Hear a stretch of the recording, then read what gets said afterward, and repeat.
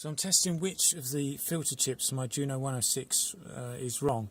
And to do this you want to enter diagnostic mode, so you have to hold down key transpose whilst turning the power on. So I'll have to put the camera down to do that.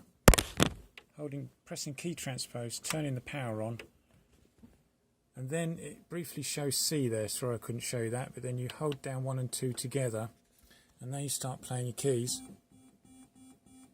Let's take it into manual. There you go. So you can see that when it shows a 3, then the whole sound dies. It's particularly pronounced when the filter's low and the resonance is up.